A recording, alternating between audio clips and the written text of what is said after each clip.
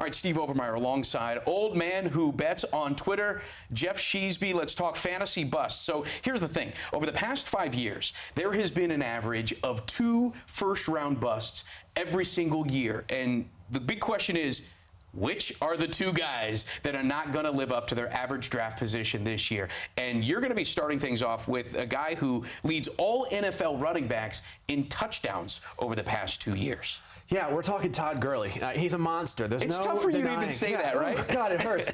But when we're looking at Todd Gurley, when we zoom out for a second, we're talking first-round picks here. First-round picks need to be mitigating risk. This needs to be a guy that's giving you value the entire time. Of course, he was great last year. 17 touchdowns, 1,200 yards. He's got 6,400 yards and 56 touchdowns in the last 4 years.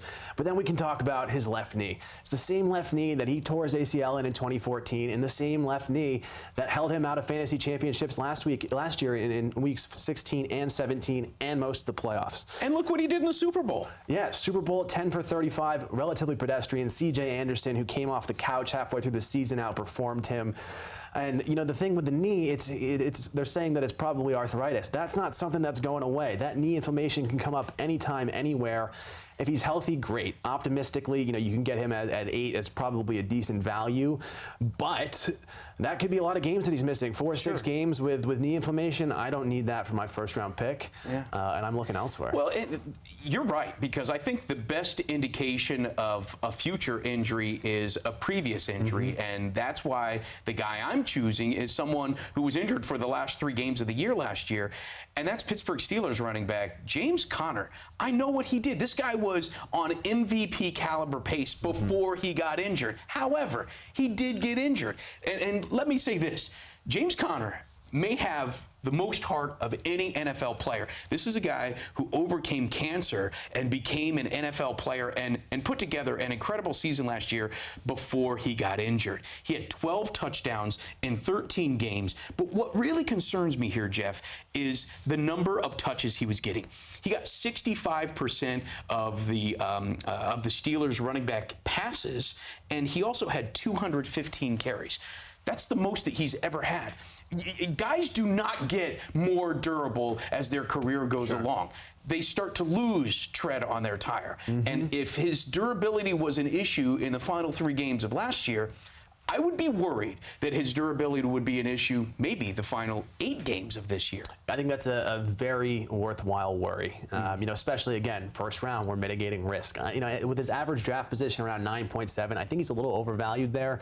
Sure, Antonio Brown's gone. There's touches that need to go around. He's a great pass catcher. Awesome. But to your point, if he's missing games with 215 touches last year, I like him maybe mid of the second round. You can get him in the 16, 17 slot in your drafts, fine.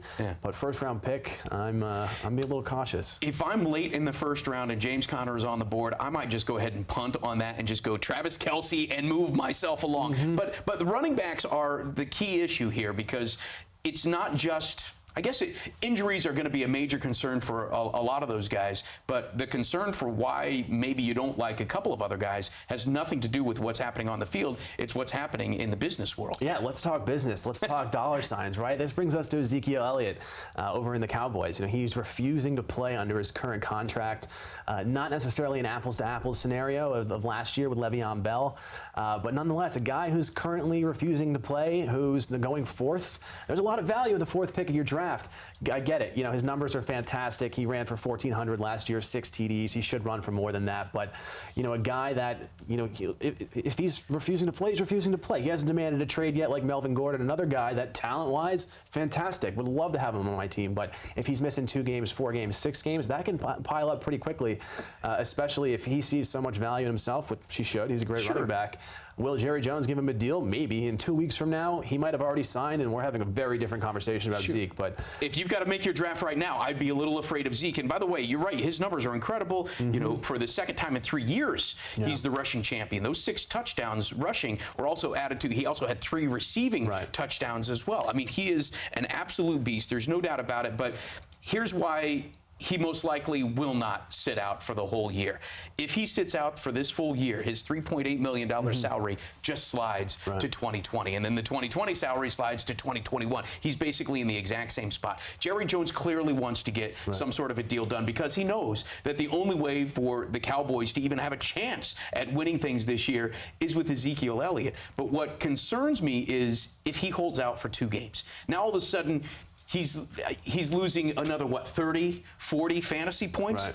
He's no longer a first-round pick at that point. Sure. At that point, he might be giving you the same value, an average draft position value of a 3rd or 4th-round pick. Yeah, it's a great point. If we're going to talk actually taking risks, like football risks in the first round, I'd much rather have a Le'Veon Bell with his pass-catching upside.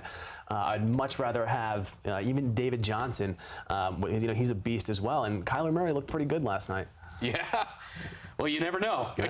Please don't tell me you're thinking about Kyler Murray that early. No, not in this position, but Okay. to actually open up the air and not have 8 stacked in the box on Johnson every time he's running. That's true. That's true. He's a good bounce-back candidate. He's probably going 6th in drafts. So You said it best. David Johnson would actually have to bounce back from it. What happened to him last year as well. And we're back on the wheel again. Now we're back on the wheel. I want a guy who's playing guaranteed starting week 1, Yeah. and I don't know if that's going to be Zeke. All right, that's a great point. All right, so that is our fantasy football busts segment. Make sure you catch our fantasy baseball streaming pitcher segment as well. Also, get his insights on Twitter. He is Old Man Who Bets. He's Geoff Sheasby. I'm Steve Overmyer. Take care.